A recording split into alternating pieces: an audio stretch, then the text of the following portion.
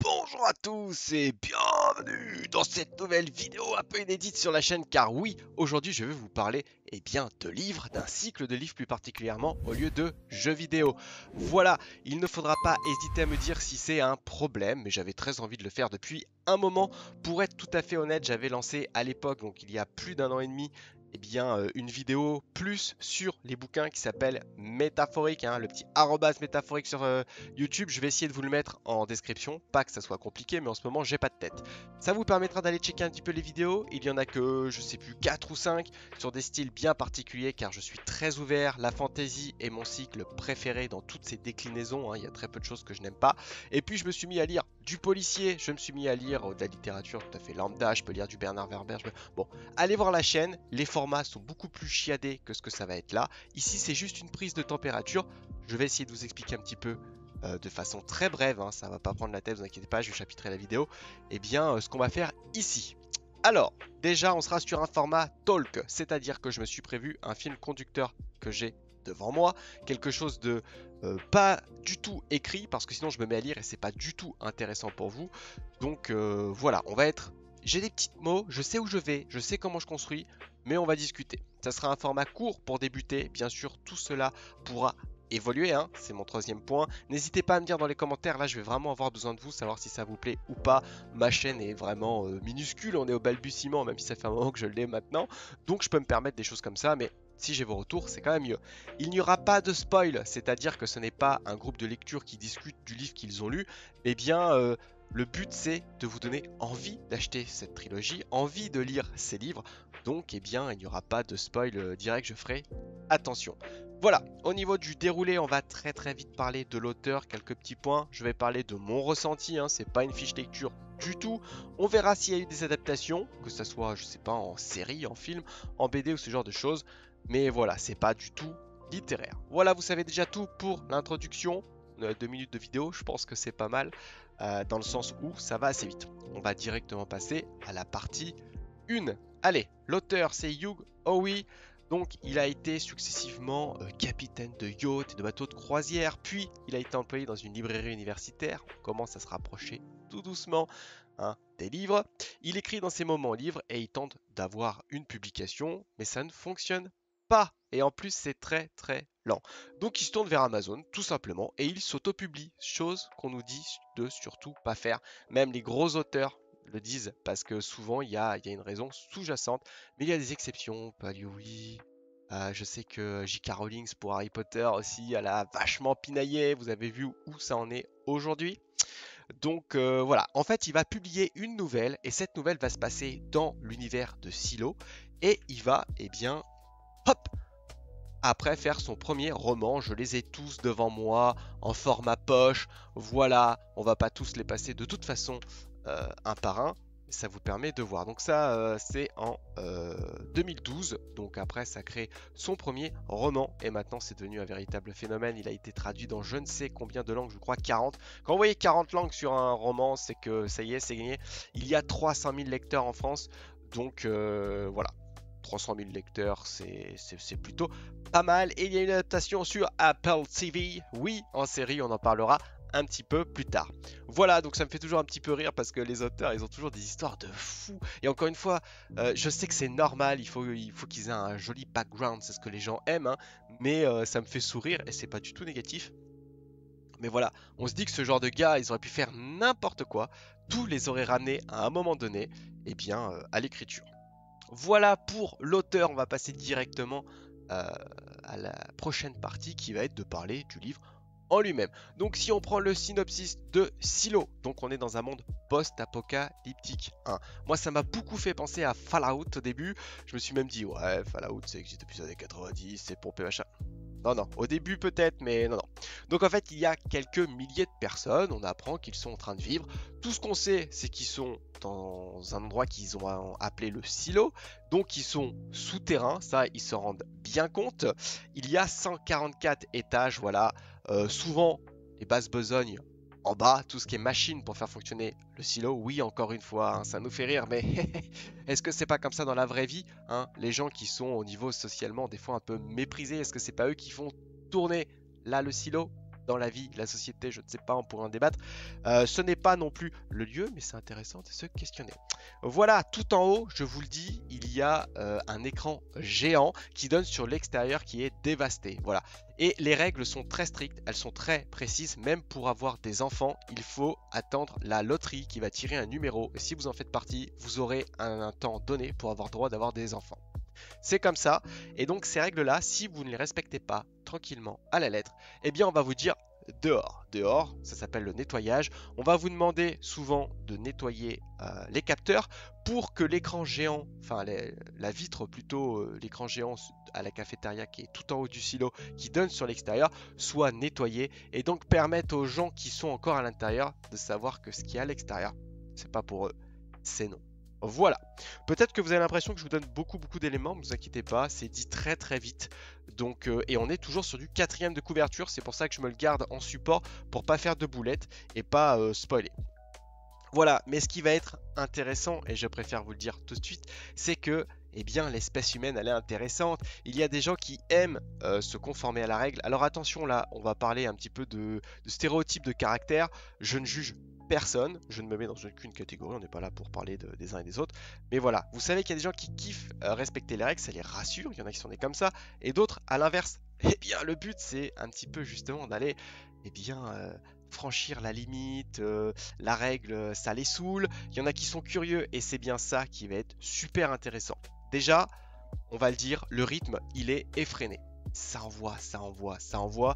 Et je remercie vraiment l'auteur pour ça, parce que franchement, je pense qu'il aurait pu se permettre de faire eh bien, une fresque fantasy. C'est-à-dire il aurait pu nous faire une roue du temps pour ceux qui connaissent à plus de 20 romans, il aurait pu nous faire un Game of Thrones pour ceux qui connaissent peut-être un peu plus, pareil avec des dizaines de livres, mais il ne l'a pas fait. Alors attention, je ne crache pas sur ceux qui font ça, mais là je trouve que l'auteur, pour raconter la même histoire, il aurait pu faire, alors 20 bouquins peut-être que j'exagère, mais il aurait pu en faire énormément plus. Et vraiment, je trouve que là, le fait d'avoir fait une trilogie, c'est top parce que ça donne un rythme qui vraiment envoie du lourd. Voilà. Ce que j'ai apprécié dans cette trilogie, et notamment ce premier tome, c'est vraiment le rapport sociologique. C'est le biais par lequel il attaque et c'est super important. Je reprends ce que je disais, c'est vraiment la règle et l'interdit. C'est-à-dire que comment chacun est, mais vraiment là où il a géré, c'est qu'il a parlé un petit peu de tout ce qui va être eh bien, de l'impact sur l'autre. Oui, il y en a qui sont curieux et qui veulent un petit peu transgresser la règle. Oui, il y en a qui ne veulent pas. Mais quand l'un en parle à l'autre, quelle est la réponse? D'autres qui peuvent devenir violents, hein, en disant mais tais-toi, moi je veux pas avoir de problème, c'est hors de question qu'on parle de ça, donc ça peut casser des liens. D'autres à qui ça va mettre le doute en disant mais oui, pourquoi je n'y ai pas pensé plus tôt? Effectivement, j'ai envie de t'aider, tout ça. Vous voyez, c'est quand même hyper intéressant ce côté sociologique. Ce côté sociologique, on le retrouve aussi dans les différents boulots. Le silo, il est en 144 étages, comme on a dit. Chaque tranche du silo eh bien, est dédiée à un corps de métier, sauf les fermes. Il y en a plusieurs à différents niveaux. Vous, vous doutez bien, pour pouvoir nourrir tout ce beau monde. Comme je vous ai dit, les machines sont tout en bas. Socialement, ils sont un petit peu plus montrés du doigt, un peu dévalorisés, alors que c'est eux qui font tout tourner, parce qu'en bas, les machines, eh bien, c'est ce qui va donner l'électricité, c'est ce qui va impulser un petit peu tout. Vous avez au milieu un petit peu les bureaux, ce qu'ils appellent le DIT. Vous verrez un petit peu plus tard. Faut pas trop que je tape sur mon bureau, sinon je tressaute. Et c'est intéressant. Et tout en haut, vous avez eh bien, le bureau du shérif, même s'il y en a à différents étages, mais là, c'est vraiment le grand shérif. Avec le bureau du maire qui gère un petit peu tout ce côté politique. Donc vraiment, c'est bien fait, c'est bien écrit, c'est top. Moi, franchement, j'aime beaucoup. Voilà, et c'est vrai que, eh bien, de temps en temps, pour finir sur ce qui m'a plu, c'est qu'à un moment donné, quand il y a tout ce beau monde qui se réveille, qu'il soit d'accord, qu'il soit pas d'accord, il faut faire des choix. Et l'auteur, lui, en est un exemple parfait, car je vous ai dit qu'il y avait un rythme effréné, mais ça passe aussi par des choix que font ces personnages. Et ce que j'aime beaucoup, c'est qu'il laisse l'éventail, hein, on est en entonnoir, on a toutes les idées et les possibilités, parce que le lore et le matériau qu'il a fait, il est vraiment top, franchement, tout le monde peut se l'approprier facilement, et on se dit, bah forcément, le perso, il va faire ci, il va faire ça, si on compare ça à un jeu, on va parler de quête principale, secondaire, et ce qui est cool, c'est que des fois, il n'hésite pas à envoyer ses personnages quelque part, où on se dit en tant que lecteur, oui, bah normal et tout d'un coup, bah, il change. Et là, on se dit, ah ouais, il a écrit tout ça, il a créé tout ça pour terminer de cette façon. C'est super intéressant. Voilà, moi vraiment, je vous le conseille. Voilà, hein, on est sur un livre de poche qui fait 700 pages, ça se lit très très vite. Les chapitres sont assez courts, franchement ça va. C'est super. Ensuite, on passe au deuxième bouquin, hein, vous le voyez, pardon, sur le côté là-bas. Hop, Origine. Donc là, c'est un bouquin qui se passe avant le premier. Voilà, je vais pas en dire beaucoup, vous doutez bien, vu que je spoil pas. Donc, ce que je peux vous dire, c'est que c'est mon préféré. Je sais que dans mon entourage, c'est également le préféré de la plupart des gens qui ont lu toute la série. Euh, il vient éclaircir vraiment avec brio énormément de questions qu'on se pose. Et ça, c'est très subjectif. De toute façon, la vidéo est très subjective. Mais comment dire quand vous attaquez un sujet comme ça, notamment sur le premier tome où il y a beaucoup de zones d'ombre, parce que ce qui se passe c'est top, mais ce qui nous tient en éveil, c'est ce côté suspense, c'est ce côté pourquoi, comment, est-ce que oui, c'est post-apocalyptique, mais est-ce que c'est complètement inventé? Est-ce que ça s'inspire un petit peu de notre société? On ne sait pas. Et donc, ce deuxième bouquin vient quand même répondre à beaucoup de questions, et je trouve avec brio, comme je l'ai dit, c'est-à-dire qu'il ne s'est pas planté. Moi, ce n'est pas retombé du tout comme un soufflé, loin de là. Et ça vient progressivement, eh bien, rejoindre le tome 1 pour lancer le tome 3. Donc la narration, elle est encore mieux que dans le 1. Je la trouve vraiment intelligente, voilà, pour nous tenir encore plus en éveil. Il se passe des trucs, il y a différentes temporalités, c'est voilà, j'ai vraiment trouvé ça super. Et malgré que le 1 envoie du bois sur la dynamique, eh bien je trouve que la narration est encore plus haletante et elle nous donne encore plus envie d'avancer et de défoncer le bouquin qui lui est à peu près à 650 pages. Voilà. Donc à la fin, on retrouve ce qui se passe dans le premier, mais surtout, le troisième reprend pile où s'est terminé le premier, et donc quelque part le deuxième. Voilà, le dernier, le Génération. Là, on est à 530 pages. Il est vraiment aussi très très bien. Donc, il nous réserve encore de nombreuses surprises. Alors que franchement, je pensais pas ça possible. Parce qu'au bout d'un moment, le chemin est tellement jalonné. Il est tellement marqué tranquillement au niveau de l'histoire qu'on se dit, ça y est, là, on est dans un. On a envie de savoir quand même, mais on se dit, on est sécurisé. Non, non, non, non, non. L'auteur arrive à gérer et nous fait des bons rebondissements. Et ça, je trouve ça vraiment top. C'est-à-dire que quand on pense que l'histoire prend un chemin enfin définitif, hein, un petit peu comme dans un jeu où on se dit, oh, on se fait le boss final et on avance. Non, non, non, non. Il y a encore des changements, même de dernière minute. Et je trouve ça vraiment super. Alors, au niveau de la fin, c'est encore plus subjectif que le reste, ça m'appartient. Moi, je vais vous dire, je l'ai trouvé vraiment super. C'est-à-dire que j'ai kiffé la façon dont ça se finit. Parce que on est dans une histoire, on est dans un mood où malheureusement, des fois, je pense qu'en tant qu'humain, et c'est toute notre complexité au niveau psychique, au niveau élaboration intellectuelle, tout ça, je crois qu'au fond de nous, on a des espérances au niveau des sentiments qui sont juste impossibles. On veut être surpris, on veut vraiment quelque chose qui vient pulser, un point d'orgue eh bien, à cette histoire. Et sauf qu'on demande quelque chose qui juste n'existe pas. Je veux dire, on est en 2024, on a vu tellement d'histoires différentes, que ce soit en fantasy, en post-apocalyptique. Je veux dire, je dis pas qu'il n'y a rien à inventer, loin de là. Et à chaque fois, on voit que chaque année, il y a des nouvelles choses. Mais aujourd'hui, on sait qu'il y a des inspirations, parce que c'est difficile d'inventer quelque chose dans une œuvre de loisir. Ça marche pour les livres, mais aussi les séries, aussi les films, qui soient tout à fait nouveaux en fait. Et des fois, je crois, et ça, c'est des vidéos que j'aimerais faire ailleurs sur des notions presque un peu philo, narratives, voilà. Des fois, voilà, on veut quelque chose juste qui n'existe pas. Et moi, cette fin, eh bien, pour une fois, elle m'a parlé. J'ai pas mis la barre trop haute. Je me suis laissé bercer par l'histoire et c'est aussi la narration. Donc j'ai trouvé ça vraiment super. Voilà pour la description de ces trois tomes. Franchement, il faut aussi que je dise que je serais pas contre qu'il écrive d'autres livres. Alors, il faut pas me faire dire ce que je n'ai pas dit. J'ai dit que j'étais soulagé et surtout très content qu'il ait écrit cette histoire en trois tomes. Il aurait pu l'écrire en 10, 15 bouquins parce qu'il aurait pu laisser traîner en longueur et nous faire une fresque à la fantaisie. Par contre, il a un matériau et il a un lore d'une solidité et il a déjà posé des petits indices par-ci, par-là. Franchement, je trouve ça C'est incroyable. Donc il pourrait nous faire des spin-offs, c'est-à-dire que laisser ces personnages de côté et nous parler de d'autres. J'en dirai pas plus encore une fois pour pas spoiler. Mais je vous le dis, il a un sacré lore, bon matériau où il peut nous proposer encore des super histoires. Voilà. Maintenant, on va parler tranquillement de l'adaptation sur Apple TV. Et oui, il y a eu une adaptation. Alors, je préfère vous prévenir, je fais partie de ces vieux cons qui lisent depuis longtemps et qui disent dans 90% des cas, le livre est mieux. Et je l'assume, pour la plupart des fois, eh bien j'ai des bonnes excuses. Je vais essayer de ne pas me mettre en colère et d'être pas trop vulgaire, mais prenons Witcher par exemple. Witcher, où ils ont un acteur principal qui adore l'œuvre d'origine, qui donne des conseils, qui est prêt à s'intégrer. Et on apprend que, eh bien, déjà la série est vraiment pas ouf au niveau de l'écriture par rapport au bouquin. Et quand les scénaristes sont interrogés, tout ce qu'ils trouvent à dire, c'est le matériau de base pue la merde. On s'est permis de l'améliorer.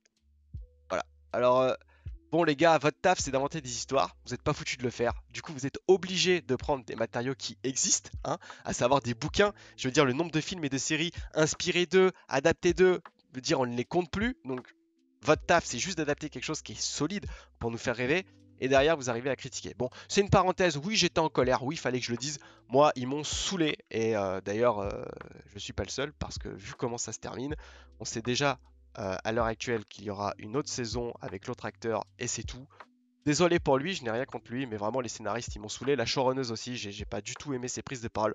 Écoutez, c'est comme ça. Revenons à Silo. Elle fait partie des 10% que j'ai apprécié. Alors, déjà, je vais vous poser un petit peu le décor très brièvement. J'ai d'abord vu la saison 1 de Silo et on m'a offert la trilogie derrière. Donc elle a pris énormément de retard cette saison 2 de Silo. Alors peut-être Silo, je dis Silo, écoutez, voilà. Parce que, eh bien, il y a eu la grève des scénaristes, vous savez, justement. Et donc ça a pris beaucoup de retard pour l'adaptation. Je ne mets pas tous les scénaristes dans le même bateau. Il y a la grève des scénaristes, il y a la grève des acteurs, notamment un peu plus secondaires, vous savez, qui étaient sous-payés, tout ça. Et c'est important de pouvoir faire entendre sa voix, surtout quand il y a des gros problèmes comme ça. Donc, revenons à nos moutons. J'ai vu la saison 1 et ensuite j'ai tapé le livre. Donc, il y a une vraie différence de narration entre le livre et la série, mais c'est super intéressant et intelligent. Oui, j'ai pas peur de le dire. En réalité, vous avez des livres, vous les imaginez à l'écran tels quels, et je pense que ça fonctionnerait. Sauf que là, c'est pas le cas. En fait, la façon dont c'est narré dans le livre, on sait trop de choses, et le côté suspense de comment ils ont écrit la série de la saison 1, franchement, ils ont géré. Ils ont vraiment géré parce que les 3 épisodes de la série de la saison 1, on en prend plein la tronche. Ça avance, ça avance, ça avance. Et à chaque fin d'épisode, on se dit ah, merde alors. Ok, on se dit ça à l'épisode 1, puis à l'épisode 2, puis à l'épisode 3. Donc ça bombarde. Après, je dis pas qu'il y a des longueurs, bien qu'il y a des choses quand même qui sont. Voilà. Ils ont extrapolé certaines choses qui ne sont pas dans le livre. Moi, ça me dérange pas parce que ça semble un petit peu intéressant. Là où ça devient un petit peu peut-être un peu plus problématique pour certaines personnes, ça va être le changement de certains personnages. Alors physiquement, ça me dérange pas parce qu'on sait qu'à l'image, ça rend pas forcément comme de notre imagination. Mais ils ont donné plus d'importance à certains personnages. Il y en a d'autres qu'ils ont enlevés. Il y en a ils ont changé le sexe. Bon, vous savez comment ça se passe un peu aujourd'hui. Bon, voilà. Moi, ça ne me dérange pas. Mais bon, à voir la suite. J'ai trouvé que la première saison était plutôt cool. Ceux qui se poseraient la question en disant bah ouais, mais moi j'ai déjà vu la saison 1, je vais me faire chier dans les bouquins. Non, parce que le bouquin numéro 1, je dirais que la saison 1 doit faire ça. Voilà. Alors oui, elle fait la plupart du livre, mais il reste quand même ça. Et c'est pas rien, je vous jure que c'est pas rien. Alors en plus, c'est vrai et pas vrai. Parce qu'il y a des choses qu'on apprend avant que vous n'avez pas vu dans la série. Après, on revient sur des choses que vous avez vu dans la série. Et on arrive sur des choses que vous ne savez pas. Donc, sachant qu'il y a 2 livres plus le numéro 1 à voir. Par contre, je vais être très clair là-dessus. C'est vrai que je suis très curieux, mais aussi très craintif de la saison 2. Car quand on lit le livre, va vraiment falloir que la série change de ton. Je vous le dis, il va vraiment falloir que la série change de ton, c'est-à-dire de thématique. C'est comme si tout d'un coup on classait comment dire, un livre en fantasy et que le second tome on devait le classer en science-fiction ou en policier. C'est Alors c'est peut-être un peu extrême ce que je dis, mais ouais, le ton il est Attention, hein, les bouquins, ils sont pas, c'est pas un long fleuve tranquille. Je dis pas que c'est le cas dans la saison 1 à l'écran, mais là, pour la saison 2, si vraiment ils veulent coller au livre, va vraiment falloir qu'ils changent de ton. Donc, je suis curieux. Cette saison 1, c'est oui. Pour le reste de la série, j'attends de voir. Voilà. Bon, écoutez, on arrive à la vingtaine de minutes. J'avais dit que ce serait pas trop long. Faut que j'arrête de taper parce que je vais avoir des problèmes. En conclusion, pour moi, c'est vraiment une super trilogie, vous l'aurez compris. De toute façon, quand je vous ferai des vidéos comme ça, va vraiment falloir qu'un livre m'énerve pour que je prenne le temps de faire une vidéo sur un livre que j'aurais vraiment pas aimé ou que j'estime foutage de gueule ou autre. Donc souvent, bah voilà, j'aurais aimé. C'est une sacrée découverte pour ma part. Je vais m'intéresser à ses autres œuvres. Je crois qu'il a fait un autre cycle et un ou deux romans un petit peu plus standalone, comme on dit, hein, un petit peu plus indépendant. Donc on verra bien comment ça se passe. Vous, en attendant, je compte sur vous en commentaire. Donc comme d'habitude, hein, lâchez votre meilleur like. N'hésitez pas à aller voir un petit peu la chaîne Métaphorique parce que d'habitude je fais un narratif avec une musique un peu épique, tout ça, plus sur ma traversée. Il n'y a pas ma tête. J'essaye de mettre dans la peau d'un personnage qui soit filme un petit peu ce qui se passe au niveau de l'histoire, soit fait partie de l'histoire intégrante comme un observateur. Et je m'adapte si c'est un policier, si c'est de la science-fiction, si c'est du post-apocalyptique, tout ça. Donc, vous me direz ce que vous en pensez. Et puis voilà, vraiment dans les commentaires, j'ai besoin de vous. Et si ça vous plaît, bah, n'hésitez pas à vous abonner. Si le format prend, j'en ferai un nouveau. Je vais voir comment je monte la vidéo. Je vais peut-être vous mettre des choses un petit peu dynamiques. Il n'y a pas de musique, il n'y a rien. Je vais voir ce que je peux faire en restant dans les droits d'auteur. Et puis voilà, le format peut évoluer. Donc c'est là encore une fois que j'aurai besoin de vos retours. Allez, en attendant, prenez soin de vous. Et moi, je vous donne rendez-vous au prochain livre. Allez, ciao!